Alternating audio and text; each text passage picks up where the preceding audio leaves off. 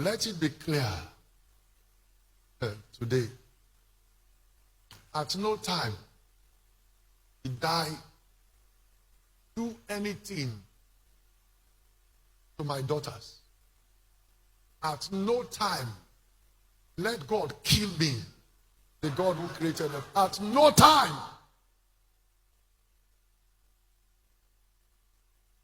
Children under me.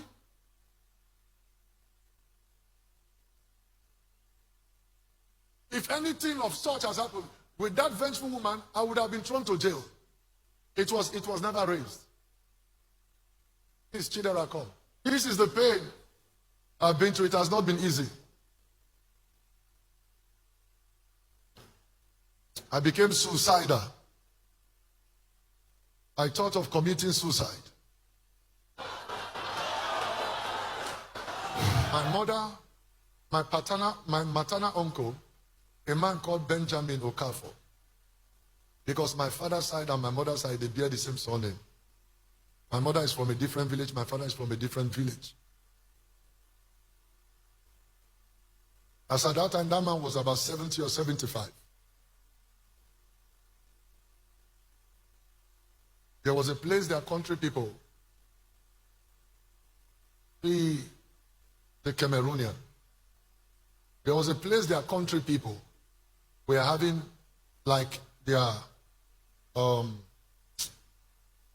do you call it, their association meeting, or whether it's town or community meeting or something. And the compound has common boundary with this, my uncle. Wise people, while they were there, drinking, celebrating, that my uncle's wife sighted her amongst them, celebrating and drinking with them. But the woman was shocked.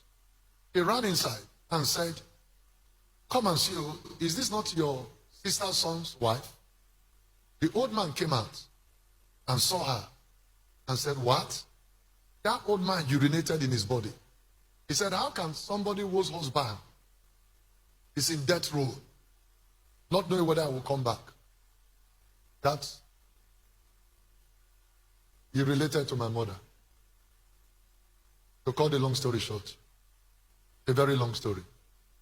The battle ensued many times. I could recall the time my son,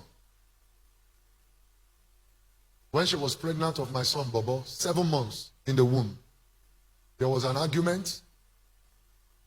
He jumped up from the 2-story building. He jumped down, landed. Nobody did anything. Nobody pushed her. You were aware of the incident. So if she had died or something happened to her, I would have been in jail, or maybe something else would have happened.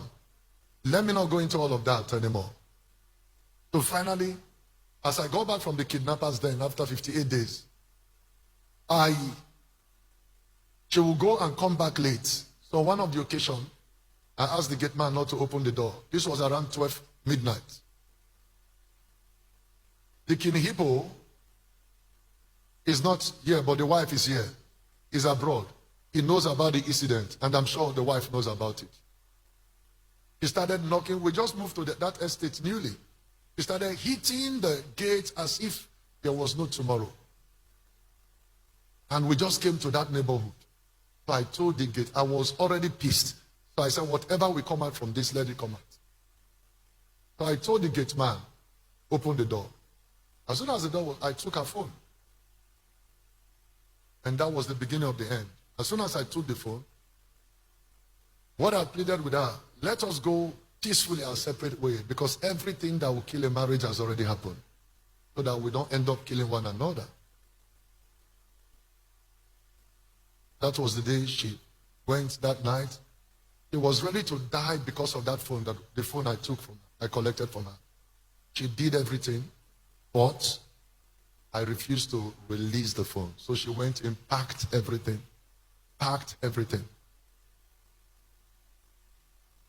Left that midnight, around 2 a.m. But by the time I opened the phone, it was a lot. I still have that phone with me, the BlackBerry phone. It was a lot. The family came again and again to beg. I didn't want to disclose to them. When they came the 5th time, about 4 or 5 men came with them. So that was the first time. It was only my dad and my mom, I think the King Hippo, that knew what was on that phone. That was the only time I went inside. Because they were saying, oh, forgive, you are a man of God, and this and that. I'm a man of God, but I'm dying. I was dying. So I brought the phone. I said, sir, are you married? He said, yes. Are you married? Yes. Are you married? Yes. Are you married? Yes. I said, if your wife did a thing like this, what will you do? This one said, God forbid. This one said, I will kill my wife. This one said, she can't even do it. I opened the phone. I said, do you know whose naked picture, nude picture this is? And did you see who and who they are sending it to? A woman married to a pastor. At that point in time, we fight for divorce.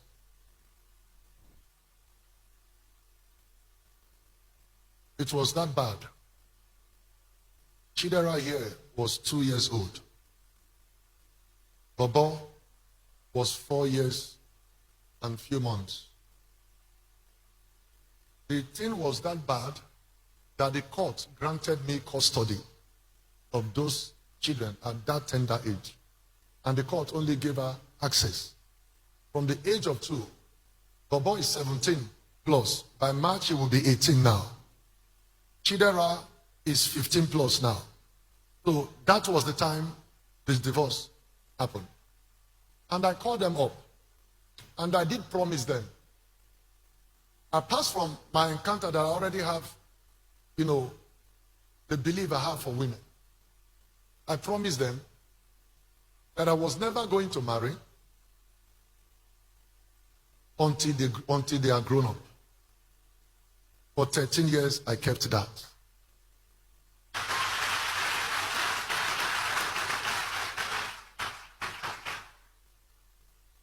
For 13 years, I kept that.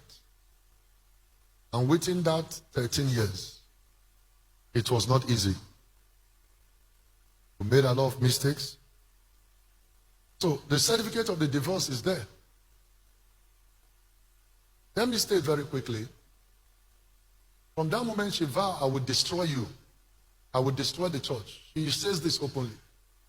That as long as she liveth, that I will not be able to marry again. Take note. None of these lies or allegations ever came until I married. No one ever came. No one. The vengeful ex-wife, angry that I'm starting a new life, recruited children. Let it be clear today. At no time did I do anything to my daughters. At no time let God kill me, the God who created them. At no time.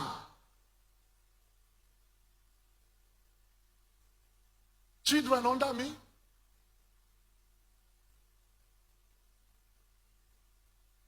If anything of such has happened with that vengeful woman, I would have been thrown to jail. It was never raised. Please, Chidera, come. Please come. Please, I'm sorry I have to call you. Please come. Sorry. Hold on.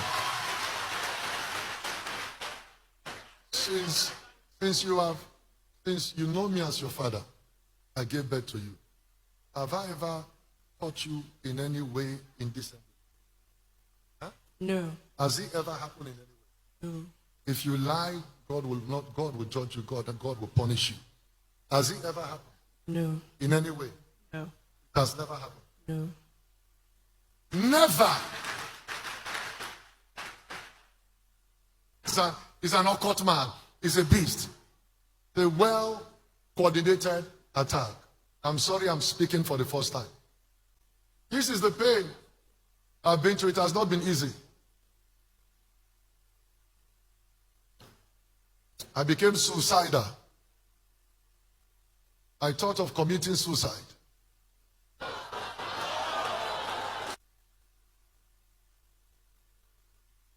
You don't understand.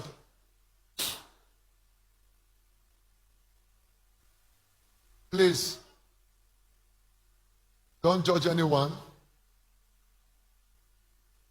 Pray for me.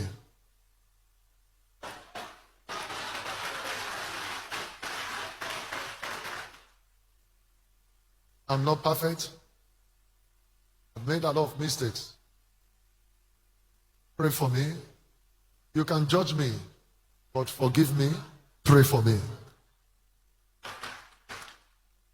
Nothing of such, not in this world, not in the world to come, can happen. But sometimes I forgive them. I forgive them. They are my daughters. I forgive them. And I'm praying that it shall be well with them. I forgive them. They were being used. But I forgive them. I pray for them. I pray for them. It shall be well with them. I pray for them.